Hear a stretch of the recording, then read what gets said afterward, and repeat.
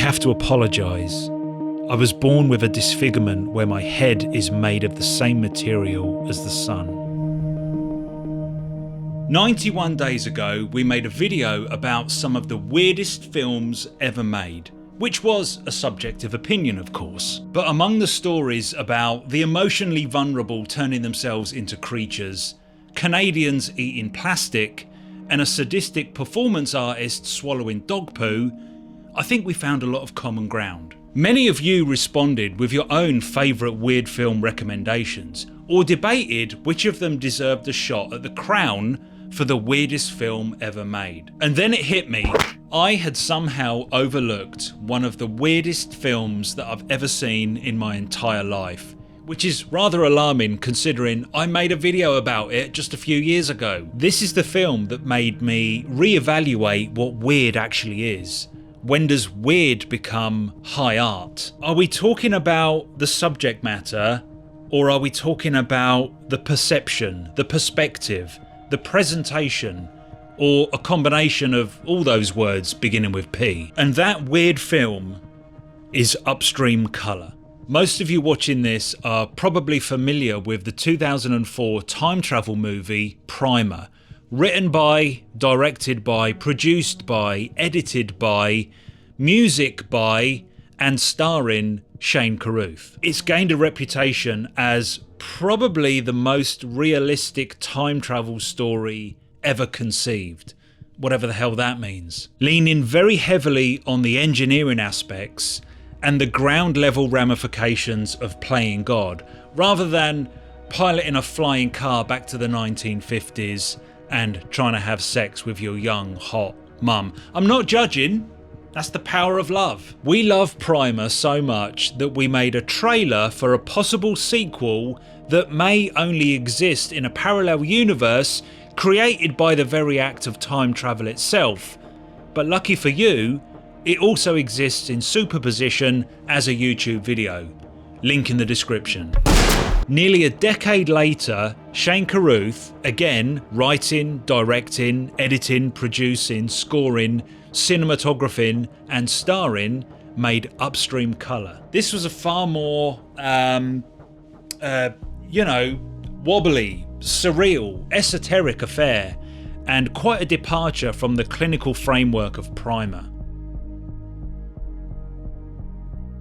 Several things at once. There is a thief. He manipulates people, he brainwashes people. A drug, right? There's a drug that he gets from a worm that lives in an orchid. This substance within this orchid grub has some sort of psychic bridge between the people that drink it. There is a science fiction leap with the effect of this worm. But then it gets weird, creating sounds from nature. He's collecting sounds in a very specific way and manipulating them. This vibration attracts this woman that's been manipulated. Does some weird blood transfusion with a pig. So she's now connected with the pig. He's transferred the worm into the pig. I'm not sure. She's never quite right after that. He instantly knows that she's had a similar thing happen to her and they connect. Then they end up in a physical relationship. When he hangs out with the pig, he then gets the connection with the person, and I think he's just sort of tuning into their life, their aura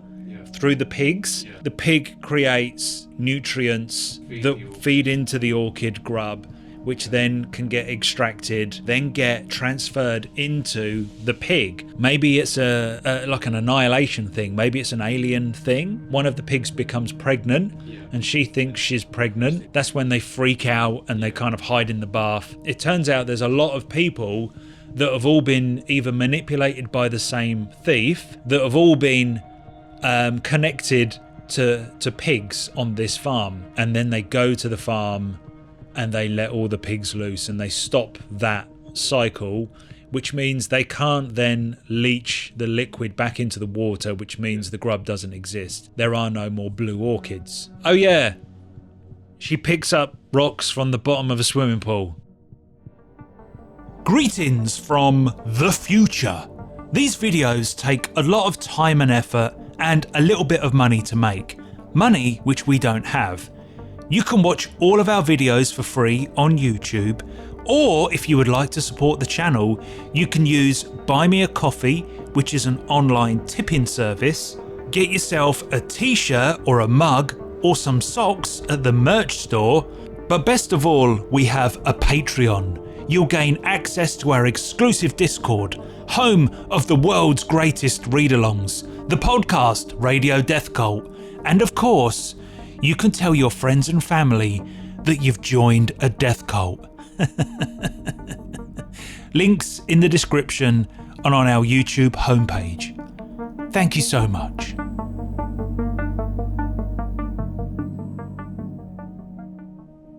So why does upstream colour get me pondering the very nature of weird filmmaking? I'm glad you asked. I think it has something to do with the way its universe, its world building, if you like, contrasts with so many other weird films, especially the ones I mentioned in that other video. We're often taken by the hand and pulled into a different reality, moulded by alternative physical attributes, a mental projection, or heavy symbolism or metaphor. Our brains identify this as the scaffolding that will support the story, the characters, the action. Upstream colour hardly changes the real world at all, instead manipulating what we are comfortable with, but more importantly, what we're uncomfortable with. Can you imagine the horror of having your mind hijacked to the degree that you may struggle to ever be convinced that you made it back to the comfort of your own skull?